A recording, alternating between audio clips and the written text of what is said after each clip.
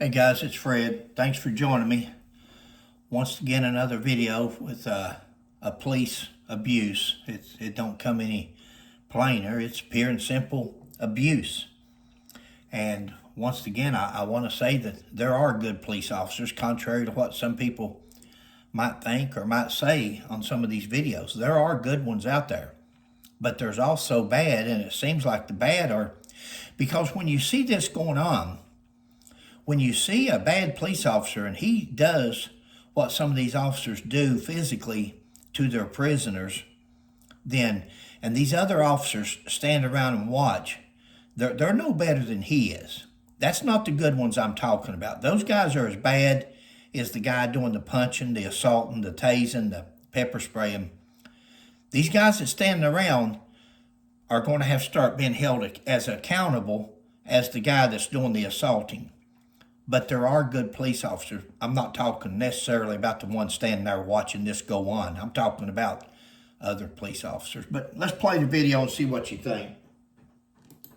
On right now, newly released body cam footage shows a former St. Albans police officer appearing to punch a handcuffed woman in the face. And tonight we have obtained part of the video from the ACLU of Vermont. Local 22's Devin Bates spoke with an attorney from the ACLU. He joins us now with more. Devin? Well, Lauren, Amy Connolly of Highgate was arrested on March 13th after an altercation at a bar, and a short time later, Sergeant Jason Lawton, who has since been fired by the St. Albans Police Department, entered a small room where Connolly was being held, and this altercation ensued. Now, I should warn... Now, guys, this was a sergeant. So he's been a police officer for a while. He's a sergeant. This is not right out of the academy. This is not a week or two or a year or so into your job. He's a sergeant. That tells us he's been a cop for a while. How many times has this sergeant, how many times has this police officer over the years done exactly the same thing and got away with it? But on this particular case, first of all, it was on camera. And second of all, somebody had the intestinal fortitude to actually follow through, go get an attorney and file charges or file a civil suit. And that's what's got to start happening. You guys are going to have to start contacting the FBI if it's a civil rights violation, or you're going to have to contact a good civil rights attorney and follow through with it. And that's the only way that we're going to make a change and get rid of the bad officers. I'm not saying that there's not police officers out there. When we do our jobs, we've all had to fight, we've all had to wrestle, we've all had to subdue somebody to effect an arrest. We're allowed to do that. But once the cuffs are on, the hands come off. There's no punishment to be distributed by a police officer. It's to get them from point A to point B safely and then let the criminal justice system deal with them. That some viewers might find the video graphic.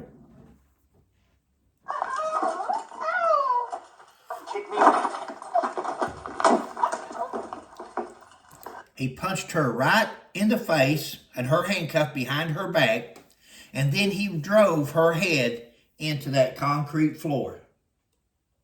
That was real stupid. Real stupid, okay? And then he blames her. He blames her, so whatever's on camera or whatever voice, because sometimes people covers their cameras up with their arms or they face a different direction, so you're not always sure which direction the camera's facing. So in that case, this officer wants you to hear his voice, what he's telling the woman, in case one of those cameras are not directly. In this case, somebody's camera was actually directly on what was taking place. So he's not going to lie out of this one. But listen to what he says. That was real stupid. He's wanting to blame her for the video or the audio of the tape. In case that's all that you can hear, then you would think, oh, wow, what did she do? What happened there? Okay? You understand me? So here's what we're going to do. Now you're going to get an assault charge. Now you're going to get an assault charge. What? Assault charge? He punched her in the face. But see, for this audio, he wants that on there. In case you didn't see something where he can say You're going to get an assault charge now.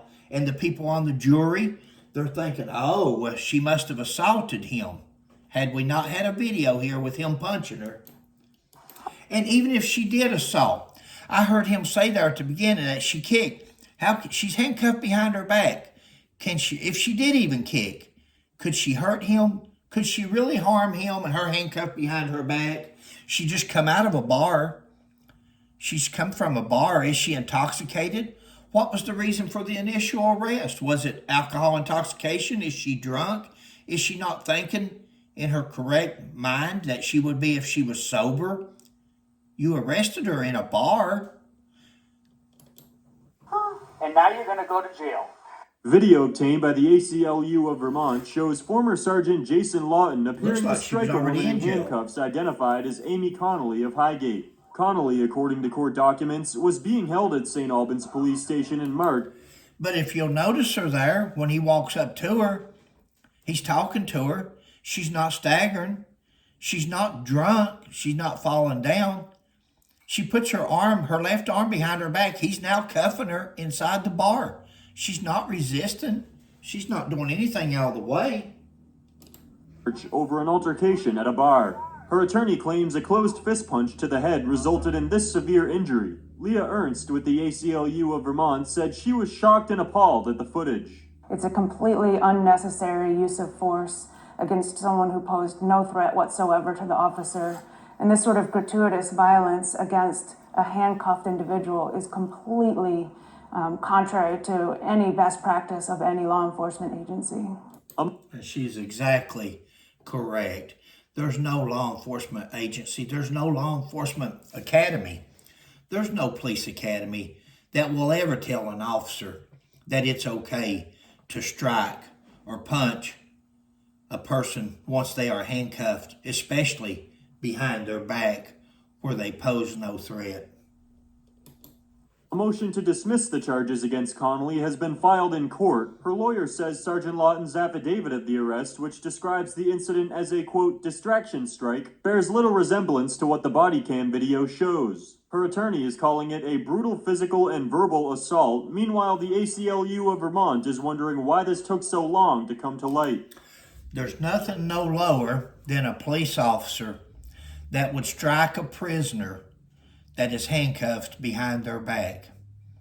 And there's definitely nothing no lower than a male 200-pound police officer striking a female while her hands are behind her back. Wow. That's incredible.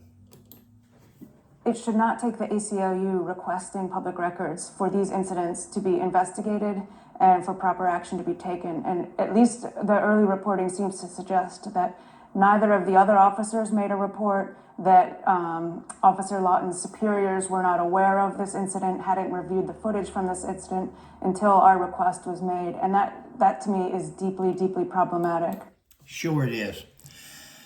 And that's why I began to put these videos out. When I realized how many hundreds and probably thousands of videos that there are like this out there, then I realized that nobody has dedicated a complete channel to nothing but exposing bad cops. Now, I was a cop for 40 years. Do I feel bad about exposing these cops? Absolutely not. The ones I'm exposing, the ones I'm showing videos of, guys, is bad cops. I hate to put cop even with the same wording as their name or with their picture, because they're bad. These are thugs. But until people, it's just like she said, nobody even filled a report out. None of the officers reported what this guy did.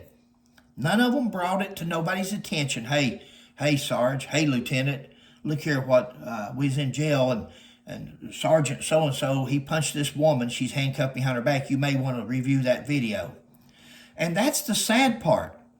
It's not just bad enough that the officer himself doing that, but the bad, even worse part is that the other officers are standing around watching it and letting it go on without saying anything. It's got to stop. And the only way we're going to stop it is if you share these videos, if we expose these bad cops and we start showing these videos over and over, and everybody sees them and they say, hey, we're not going to take it anymore.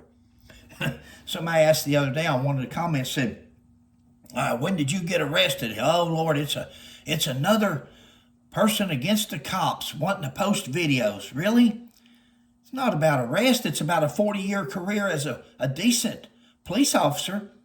And, you know, again, I've had to fight.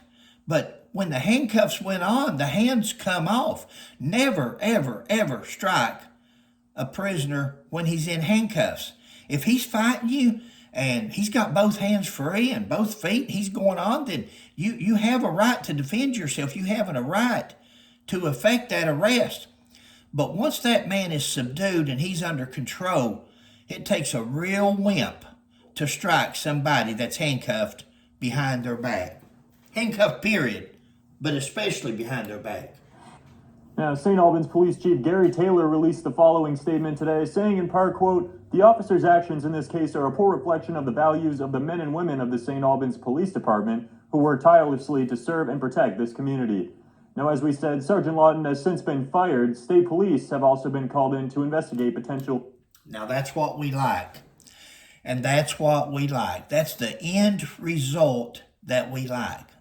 Not suspended with pay, not while the internal investigation continues. When you have a video that clearly shows assault, you call in the feds, you call in another agency, because sometimes it is the state police. We're finding out that here in Kentucky, it is the state police that's doing a lot of this because they're above what they think is above the law. And nobody's going to investigate them. Well, there's other agencies. There's the Attorney General's office. There is the FBI. And I think Cash Patel is going to get the FBI back on the right track. And a person can feel confident when he goes to them anymore. There for a while, you couldn't go to the FBI. You didn't trust the FBI to do what was right. So, guys, I'm not bashing the police. There's good police. There's good FBI. There's good state police. There's good local. There's good city. But when we stand around and watch this go on, we are no better off, or they are no better off than the guy that's doing the punching. And we've got to make sure that we put that out there, that other officers are afraid to do this because they're thinking, well, if I do this, one of them other guys may turn me in. And that's what we want. Thanks, guys, for joining me. Please like and subscribe these videos, and we can make a change. You know, it's the police are going to have to figure out that it's not us against them or them against us. We're all human beings. We all work together. We live together. What happened to the days to protect and serve the public? We're here for you. We're here to help you. We're here to assist you. We're not here to beat you down when you've had one too many. We're not here to punish you because you called us a bad name. We've got to get over that. We're better than that as police officers. Thanks, guys. Please like, subscribe, and share.